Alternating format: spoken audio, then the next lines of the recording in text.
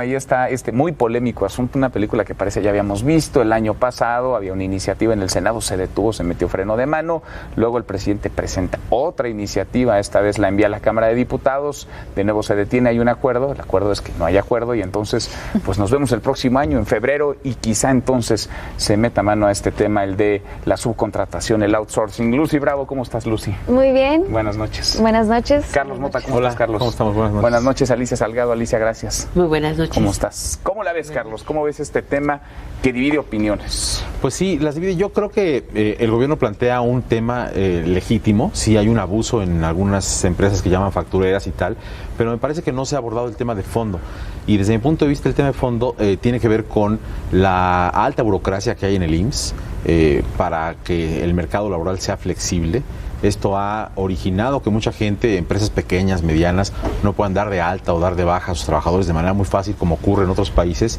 Y esta alta burocracia lo que está haciendo es pues simplemente apoltronarse ahí y nadie la cuestiona. Todo el mundo está cuestionando en este momento a las factureras, si es o no legítimo el tema de la subcontratación, hasta dónde puede llegar, o las actividades, digamos, específicas que pueden ser válidas para eso, pero nadie está hablando del problema central. El problema central es que somos altamente burocráticos no le estamos dando flexibilidad al mercado laboral. Entonces yo creo que hay un problema de fondo que ni siquiera los empresarios han sabido atacar, que es decirle al gobierno, oye, tienes un tema ahí, sí, efectivamente hay gente que se ha pasado de lista y hay millones de personas que quizá pues han estado en este pues marasmo de subcontrataciones y de cosas no muy legales, pero por otro lado pues tienes una pésima gestión del recurso humano laboral del país y no permites que se den de alta y de baja trabajadores para darle competitividad a México en esto. Yo creo que ese es un problema muy claro que nadie ha abordado, ¿no? Contratos con demasiado tiempo. ¿No? O sea, si eventualmente tú cambias de estructura de trabajo y necesitas darle flexibilidad a tu planta laboral, estos contratos colectivos son tan eternos como se fueron construyendo a lo largo de décadas en esta base de estructura laboral que no te permiten tener flexibilidad. Entonces se crea el insourcing más que el outsourcing, que es hacia adentro cómo mejoras tus condiciones de flexibilidad laboral para adaptar una nueva propuesta, un nuevo programa, cambiar, a lo mejor hoy te estás dedicando, dando un central hacia las ventas de algo y mañana ya no te está funcionando esa línea de negocio y la cambias y la vas para otro lado. Eso tiene mucho costo. Entonces, el tenerlo en una estructura de una sola empresa con un solo contrato, les hace muy complicada la vida, pero sobre todo en Estados Unidos se permite perfectamente este tipo de trabajo y también en Canadá y también en prácticamente toda la Unión Europea. Si el que se haya, digamos, abusado en algunos casos de la figura, pues no debería volver esto un asunto legal, de prohibición, ¿no? Ajá. Y más cuando dicen prohibido prohibir. Prohibido prohibir, eso dice el presidente. Lucy. Así es, y bueno, yo creo que precisamente no se ha llegado a esta discusión de fondo, a pesar de que lleva, digamos, en el mapa este tema en la discusión, pues sí, ya prácticamente varios años, por lo mismo de que sí se ha satanizado y se corre el riesgo de una vez más, como ha sucedido en otros temas, de pues eliminar a rajatabla todo un esquema o todo un sistema a raíz de situaciones específicas que sí tendrían que ser erradicadas, que tienen que ver quizá con condiciones de precariedad laboral, pero que nada tienen que ver con precisamente ayudar a aumentar la productividad, la competitividad de las empresas a nivel mundial, porque sí, son prácticas que pues son prácticamente ya comunes en todo el mundo, y entonces sí resulta pues se esté discutiendo pues en estos términos pues tan radicales o incluso como ideologizados, si lo tenemos que llamar de alguna forma, y que sobre todo porque hay tantos empleos pues en riesgo. Para darnos una idea, la American Society of Mexico, que es como la cúpula empresarial estadounidense en el país, habla de que el 98% de las empresas norteamericanas en México cuentan con algún esquema de outsourcing para operar. De ese tamaño sería, digamos, el El daño, el la afectación. riesgo. El problema que yo veo, yo coincido con lo que dices, Lucy, esto de terminarlo a rajatabla es como si un chico en la preparatoria viola a una compañera, ¿no? Y de repente el director dice, bueno, pues la castración para todos los varones de esta preparatoria, ¿no? Y esto es lo que está haciendo. ¿Qué manera, No, por más, Había otros ejemplos. por más detestable que sea, y que lo por es, por uno supuesto. pagan todos, Sí, exacto. por uno pagan todos. No puedes torpedear. Además, es un punto adicional de enemistad con el sector privado, ¿no? Y me parece que ya traíamos varios en el país como para que de pronto venga esto de se acaba el outsourcing, porque así debe ser, ¿no? Agarraron parejo y a pero todos creo que al en la final de misma cuentas ha cabido un poquito la postura. Finalmente ahora, ¿no? Sí, ahora. Y es bueno, ¿no? Justamente ahora, que cuando más se hablaba de la falta de enlace con el sector privado, ¿no? Tras la salida de Alfonso Romo, me parece que la actitud que ha tomado el presidente de decir, oye, sí hay que dialogar, no imponer, y tenemos que encontrar una forma en la que lo ilegal no se permita, pasa a un nuevo esquema, es no prohibir sino regular, que de eso se trataría una ley, y regularlo de tal manera que se castigue efectivamente el abuso.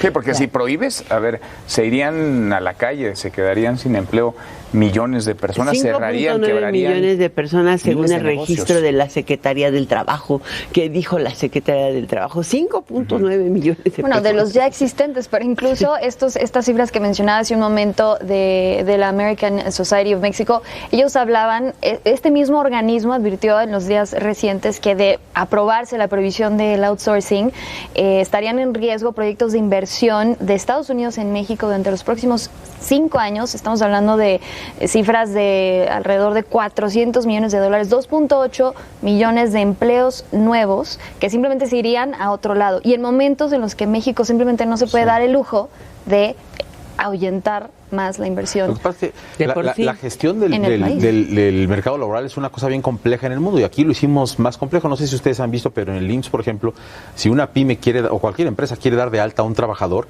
le piden el croquis del lugar donde el trabajador se va a ubicar en el trabajo, ¿no? Entonces, el costo, bueno, eso entre otros 11 requisitos, poder notarial para tener, ¿sabes?, hacer estos trámites ante el IMSS de la persona específica, y eso para dar de alta a un trabajador. Si no te funciona, luego lo tienes que dar de baja porque no funcionó, pues otros requisitos para hacer eso. Y estos costos para las pymes que se tienen que concentrar en ser competitivas y en su negocio son elevadísimos. Entonces el gobierno no está proponiendo nada, no pone nada de su parte para darle flexibilidad a ese mercado laboral. Por eso se generó esta industria enorme de outsourcing, ¿no? Es una propuesta adicional de burocracia con el registro, ¿no? Así es. O sea, crear un registro de empresas que den servicios especializados, y solo así tendrías la posibilidad de contratarlos, y ser contratado se vuelve medio crítico. Y luego, ¿quién va a definir?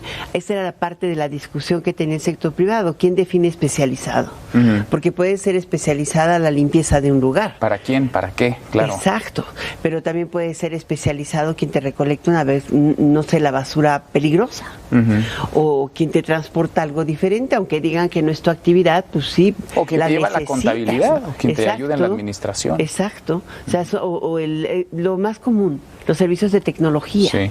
Hoy se rentan, ¿no? Y te los presta un servicio especializado. Soporte Y técnico. llegan a la empresa y trabajan para otra empresa, aunque están dándote todo el servicio de tecnología in-house, como le llaman, ¿no? O sea, este tipo de cosas existen. Es como un banquero, ¿no? Exacto. ¿Quién es banquero? El que está en la ventanilla del banco recibiendo depósitos y entregando dinero al cuentaviente. ¿Quién es un banquero, no? Y realmente un banco se ha convertido en un sistema informático.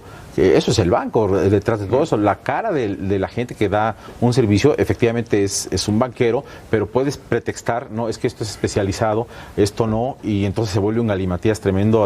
Es algo como soviético, ¿no?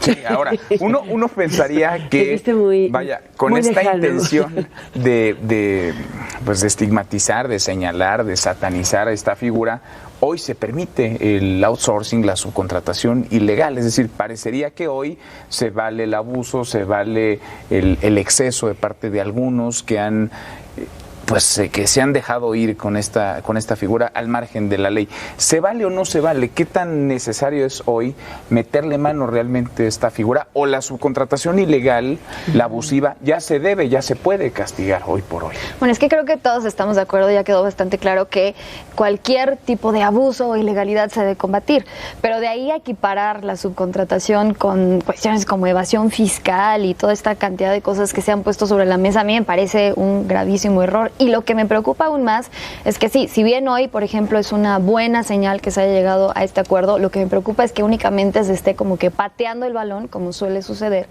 y como incluso lo vimos hace con otras cuestiones, la marihuana, etcétera, que pues son temas que sí están pendientes en el mercado laboral mexicano y que simplemente se van a empantanarse con este tipo de discusiones pues radicales y que no van a realmente atender el tema de fondo. Creo que se alcanzaron ya algunos acuerdos, ¿no? Creo que son válidos, porque entre otros lo que tú dices de considerar como un tema de evasión fiscal o penalizar tan fuertemente el outsourcing, ya está contemplado en la ley desde el momento en que cualquier práctica de subfacturación o cualquier práctica de engaño, ¿no? Porque eso está contemplado. Claro, pero tienen que supervisar y sancionar. O sea, por hoy no tendrías que cambiar la ley para sancionar no necesitas, porque esa fue reformada apenas el año pasado. Ahora, hay otro tema importante. Está sancionado. Está el tema del reparto de utilidades, que al gobierno le preocupa, ¿no? El reparto de utilidades, que sí es algo que es legal, legítimo para los trabajadores,